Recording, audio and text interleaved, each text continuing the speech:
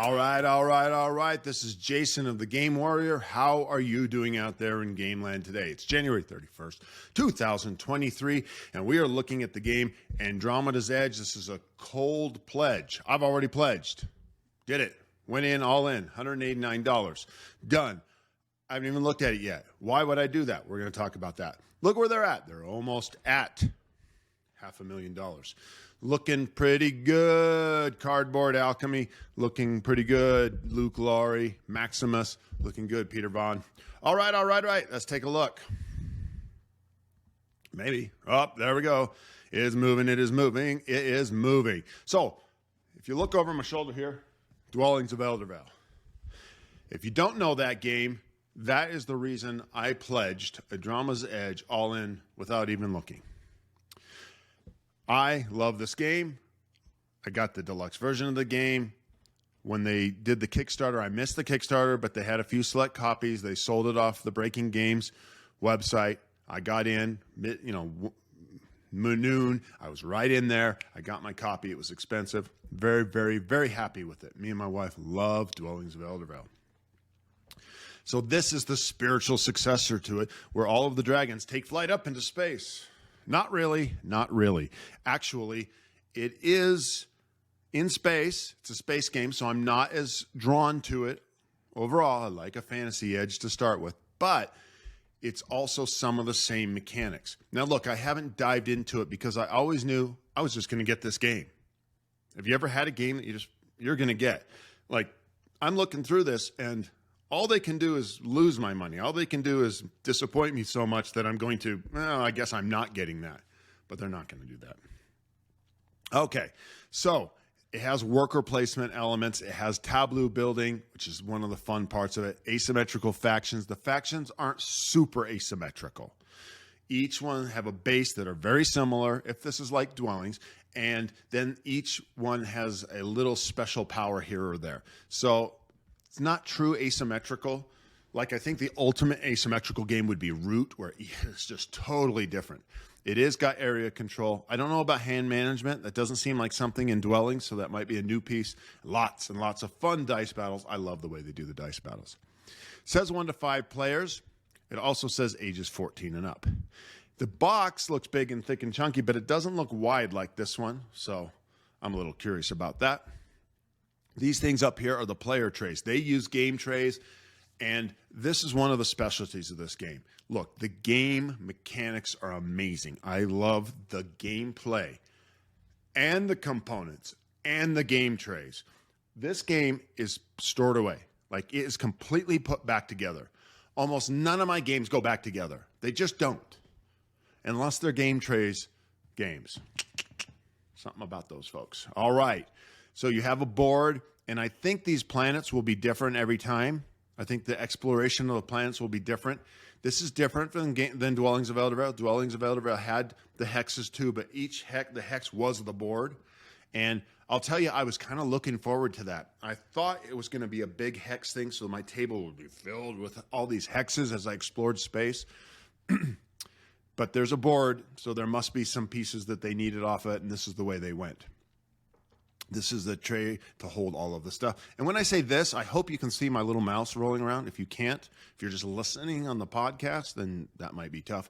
But each player gets their own tray, well-designed, really cool. Got some videos going out there. Jesse over at Quackalope, Tim Chuan got in on the action. Each edition comes with these cool starships. And so it doesn't matter whether you get the deluxe or the standard version. You're going to get the starships. I do think the science vessel looks a lot like the USS Enterprise. Okay, don't say anything, right? Then these minis develop, which is kind of cool. You start with a base, and then they get bigger and bigger. So here's an observatory that's going to get bigger, a city that's going to get bigger, an obelisk that's going to get bigger, a spaceport, and a factory. Really think that's pretty cool. Here's the game trays. They're talking about that. Well, they did it right. They did it right last time. Peter Vaughn and company are going to do it right this time. It just looks good. It stores. The best part is once you get each faction built from the first time you play it, then you just hand the trays out to the players when they play the next time, and the faction is already built. Setup is actually relatively easy. All right, Thinker Themer got on that. So it teaches you how to play the game. Now, I'm not going to go into the details of the game. I already think I know a little bit about it. I think. I could be surprised, and I will be, because it'll be fresh and different. But the first step is you're going to launch your starships out into the space, right? And you're probably going to activate a region, which is what it says. And look at this. You're going to pick up some resources, right? Claim lemur resources. So you have 4 different unique types of workers, right? And we already looked at those up here, right? Those amazing 4 different workers.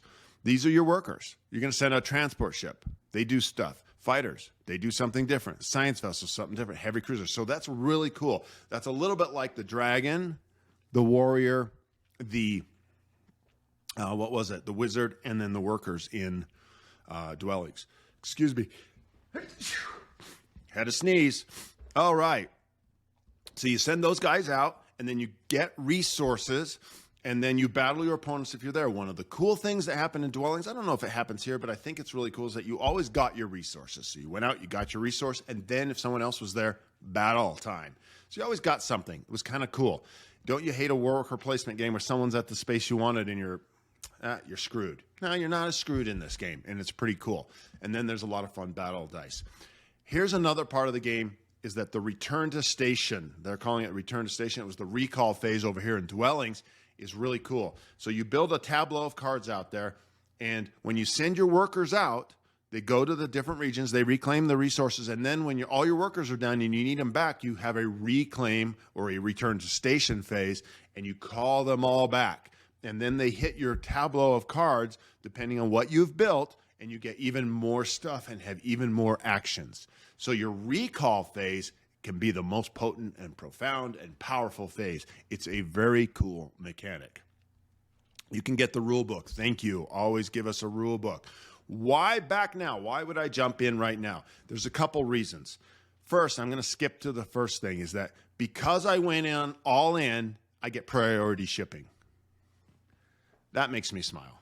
The backers are all going to come in off the boats, and they go, all in, people, you who paid $189. Look at it over here, $189 plus 28 shipping. You get it first. We're going to pack yours and get them out first. I kind of like that. That's a little, I take care of you if you spend a little extra money. I'm okay with that. Thank you very much. There's a lot of promos and bonus material that's going to be in it. You do save, and I can tell you already, when I got dwellings, I got it from their website. I told you about that. I had to pay a lot more. So you're going to save some money. That's nice. I always think to myself in a Kickstarter, why don't you help us, or a crowdfunding, save us money? Like, you get my money for a year. You get my money for a year. Because when you sell it to retail, this thing at retail, and there will be retail, right? They're going to send it at about 50% off. So if it's $200, it's going to be, they sell it to the retail stores for about $100. Now, that's through distributors, so I don't know how they're going to do it, but it's roughly that way. So why not give us, I'm giving you money. Hey, Luke, you can have some cash. You got my cash in your pocket for a year. Give me a discount, bro. And he's doing it. I like that. I like that. Campaign perks. This is cute, by the way. They do have a little Drakenarian, I'm not even going to pronounce it. Let me do it. Draken RN, Flamekeeper's faction, which is really cute because that ties into Flamecraft. And if you've seen my recent videos, you know I love that game. All right. So this is what they got. The all-in, $189, but boom, pulled it. Now, look, they already say that retail is going to be $269. So it is quite a deal. Let's go take a look at more info. Look at all that stuff you get. Look at all that stuff you get. Extra stuff, card sleeves, nice dice, neoprene dice trays, modular pack, wooden moons, and upgrades. Always get yourself the upgrades. And you'll see here, I got me some upgrades for, I felt those drop, for dwellings. That came in the second printing, so I haven't actually used them yet. I'm all about that upgrades, all about them upgrades. All right, the retail offer, so you can get them for $50 each, and you're supposed to sell them for, I can't believe that they would be $50 each and you sell them for $269. So I'm not sure. I really don't care. I'm not looking into that. The standard edition is going to go for $100 in the store, and it's $69 edition. That's a really good price. Hop on that if you're a little money conscious, right? Deluxe edition, $130. Yeah, you get some extra stuff. I love the extra stuff. That's what I do. All right. What do you think? Are you excited about this? You know, there's not too many that I'm automatically in. Marvel United, automatically in. You knew I was going to do Cthulhu Death May Die last year. Marvel Zombies last year, about this same time. I was in. Now, I backed out of that because their shipping prices were so egregious. Let's take a look at the shipping here. In the continental United States, in Utah, $28. All in. I'm telling you, folks, that's a pretty good price. That's a pretty good price. It's getting back to kind of normal. These guys are going to deliver. They do a really good job. They've really had a success with Flamecraft. They've put the system together. They know what they're doing. This could have been launched like 6 months ago, and they could have just said, yeah, we'll develop it. We'll just develop it and just say it's a year and it's 2 years. They didn't. This looks ready to go. I don't think they've got a lot to do. I think we're going to get it. Let's go look at rewards and say, when are they coming? June 2024. So that's a little bit of a surprise to me.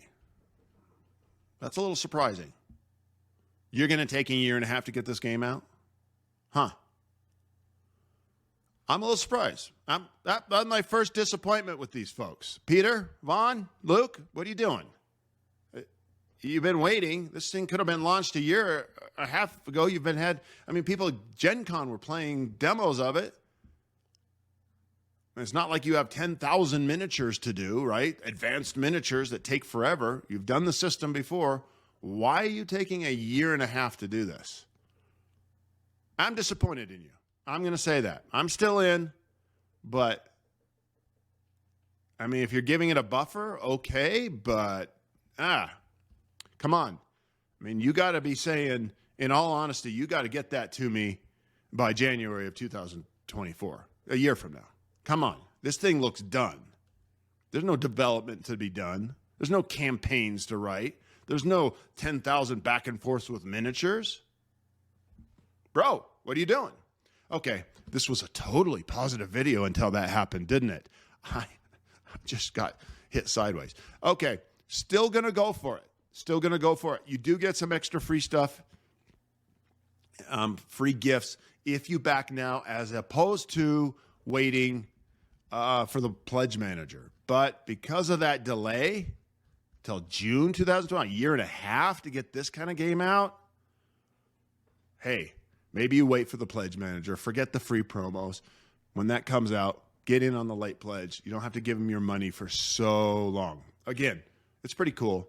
You do get the priority shipping with this, and I'm in. So I don't know. Only disappointment in this whole thing, I cold pledged without even looking, was the June 2024 date. Okay, everybody, what are you looking at? Are you getting this game? Is it a hell yes? Is it a heck no? What other games are you looking at? Marvel United? You got some other ones on the future? I should do a video of what's coming up this year. This was one of them, and Marvel United was one of them. They hit so quick. I don't even know if I have like 10 others I'm really looking forward to. And, when it comes to CMON, they never announce what's next, so I'm probably going to back a couple of theirs depending on what they do. Okay, everybody, this has been Jason of The Game Warrior.